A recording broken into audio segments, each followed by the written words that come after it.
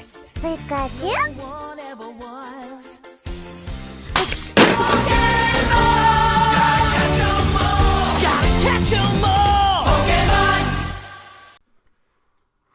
Hi everyone, it's the Honest Pokemon Trainer here with another Pokemon video. As always, if you like what I'm saying, like, comment, share and subscribe. It really helps the channel as I'm only just starting off. With the release of Pokemon Let's Go Pikachu and Eevee, I think it's a really good time to look at the future release of Generation 8. The untitled game is scheduled to be released sometime later this year, but there's already an insane amount of pressure on it due to being the first core game series on the Nintendo Switch. At present, Game Freak haven't really released anything about what to expect about the new game, but there's not stopped numerous amount of people speculating bollocks and spreading false rumours. But now it's my turn to chat some shit. However, I'm going to look at 10 things I believe should be in Generation 8 rather than what I think will be in it, because I'm not a fucking mind reader. Here's what I think should be in Generation 8. Another appearance from Red, Blue and Green. Let's be honest, I don't give a rat's ass about any other heroes from the previous generations, and I don't think anyone else does either. It's all about the main crew from Generation 1. I include Green on this list because although her first appearance was in the recent Let's Go series, she was in fact hidden in the code for the original games back in the day but was not used. I remember being 11 years old when I beat Blue for the first time, and I was so chuffed with myself. However, when it came to fighting against Blue again, and subsequently Red in Pokemon Gold and Silver, it was like I rediscovered how my penis worked again. I completely lost it, and my young hormonal mind just struggled to cope with it. Their subsequent appearances in the Sun and Moon series and then the Let's Go series made us lose our mind. This is before the games were even released, so Game Freak knew they were onto a winner here. Putting the three of them in today's generation would allow us to basically whet our nostalgia taste buds and acknowledges the series' history whilst having three incredibly hard trainers to face. Allowing Pokemon to roam free. When I first saw Pokemon Let's Go, I thought that it was going to be utter shit, and how wrong I was. The first time I went down Route 1 and saw the Pokemon roaming free, it was an utter joy. This became even better when you realise that Game Freak tried to keep each Pokemon scale intact. So seeing an Onix for the first time, I was like, fucking hell, that thing looks amazing. But it also meant that random encounters were out. Unless you were unlucky enough to be able to unavoid a Pokemon, getting into a battle was now up to the player. This meant that you can go through the grass, water and caves and not really get involved in anything about the usual shit that comes with RPGs. But at some point, I reached a zen-like state when I realised that through no random encounters meant one thing: I get to avoid fucking Zubats. Those little shits have plagued me and everybody else for years. I hate them so much that I hate going through a bat sanctuary in a zoo because I worry that one of them is going to potentially shit on me or want to fight with me. Keeping the new catch mechanism. Another feature I saw from the Let's Go series that made me vomit when I first saw it was the catching system from Pokemon Go. However, after playing it, I really got to enjoy it. I like the fact I know what Pokemon I'm getting from the get-go, rather than to have 2 million fucking random encounters for a Phoebus. But the catching system kept me engaged, and I didn't have to spam the action button all the time. It also brought me a lot of frustration too when I was trying to catch a freaking Pidgey, and that bastard is hopping away, mocking me in the process, the little shit. Bring back gyms. In the past, the trainer would walk into one of the world's 8 gyms, complete a puzzle, and challenge the leader for a badge. I thought they were great because I would love walking to a gym, cocky as anything, thinking, go ahead then, who wants some? And then smack around the leader until they gave me their badge. Unless your name was Charmander in Brock's gym. Jesus Christ, did that suck. However, for some reason, Game Freak decided to mix this up in the 7th generation with the trial system. This is a little different when you had to complete tasks in order to progress. These were a fucking joke. I'm 32 years old. I do not want to be collecting a recipe for a meal because you are too lazy to do it yourself or playing Spot the Difference with your fucking Marowak. Fair enough you wanted to mix it up, Game Freak, but as the Let's Go series showed, gyms look great on the Switch and can be brought back to their former glory.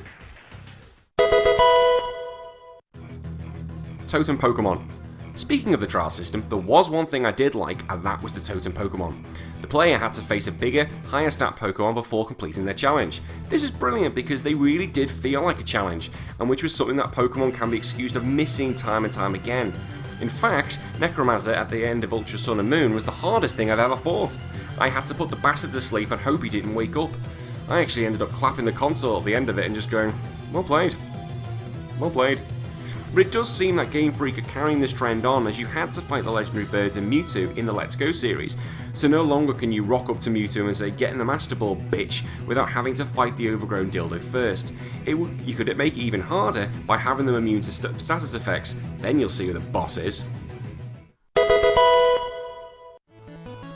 World Tournament Mode. Introduced in the Black and White series, this is a mode where the trainer could fight heroes, rivals and gym leaders, and even Elite Four from previous games in a knockout tournament. Why oh why is this not carried on? I would do anything to face that knob Silver again in 3D and rub his little face in. Sun and Moon did have past trainers in the battle tree, but not really ones that I actually cared about. I hope Game Freak will be able to make the character models to allow this. Let's think about it, if Nintendo can make Breath of the Wild 4 times the size of Elder Scrolls Skyrim, then surely it shouldn't be too hard to add these models in. Granted, I know sweet fuck all about programming, but I can dream, damn it. A darker story. We know Let's Go was aimed at little kids. We know that that's how it was promoted, and no one was trying to hide that fact. But now let's have the 8th generation be for those who grew up with it. I feel that whenever I played the story, I never felt there was any real threat, even though when the world was meant to be at stake. I suppose it's because the character always had that stupid grin on his face, and then you had Hal backing you up. Nothing makes you feel safer than a smiley face and Hal. Christ, let's just trust the world to 2 10-year-olds and one of them's Hal. The lack of threat is only boosted by the fact that none of the teams really worry you. I'm looking at Team Skull at this one. You guys were clearly a half-assed attempt to relive someone's 80s drug binge.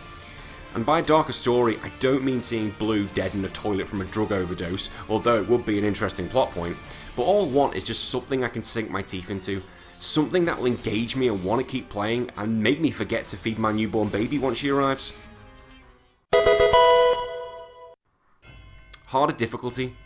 Maybe this goes hand in hand with the last point. The games are always very easy until you hit the battle tree area. I could probably be on my 18th bottle of whiskey and still be okay to finish it. Why not introduce a mode where all the trainers you face have high IVs, EVs, their Pokemon evolved when they actually should be rather than at the end of the game, they have items, and then the AI will actually try and switch out Pokemon to get a better board position, or even have a Nuzlocke mode. And for those who don't know what a Nuzlocke challenge is, you can have the best time ever playing the Pokemon series, or actually the most emotional. Just see the very first videos I made on this channel to see me doing one, and warning, the quality is very shit. Have a better rival.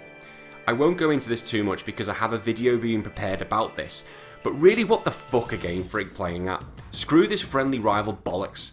I want my rivals to be dickheads. Blue and Silver were the perfect example of this. They both hated me, they both act like stupid knobs, and they both have a messed up background, where Hao and Trace are stupid non-purple Barney the fucking dinosaurs. Their friendship makes me sick, I don't want it. I want my rival to force me to push myself, to make me dread when they may appear around the corner, and to be horrible to me so when I can be victorious and make them bow down to me as king of all. It provides more character depth and makes for a far better story, especially the part where I make them kiss my ass. New evolutions. The final one I'm going to talk about is something that often comes up. Fans are constantly begging for new evolutions for the Pokemon they love, and I'm not against this. More for the reason it makes them competitively viable. Let's be honest, VGC is a massive thing, and often it can be the same ones dominating over and over again. But let's look at one example. Previously, if you turned up with a Kangaskhan, you would have been laughed out the building with it. But then along came Mega Evolution, and bang, Mega Kangaskhan was born, and Jesus Christ was it a monster. So much so that it dominated the format for the first year and had to be nerfed come Sun and Moon. There are now so many different forms of evolution, including normal, mega, primal, and Alolan variations, that every Pokemon should have the chance to be on the big stage. Let's be honest, we would all love to see Flygon or Dragonite on the main stage, wouldn't we?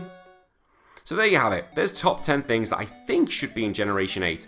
I'm hoping to get this video out in time because we know we should be hearing from Nintendo anytime soon. Anyways, as I said at the beginning, if you like this video, like, subscribe, comment, and share it. It really does help. Right, I'm off to bed. It's quite late, so until next time, see you everyone.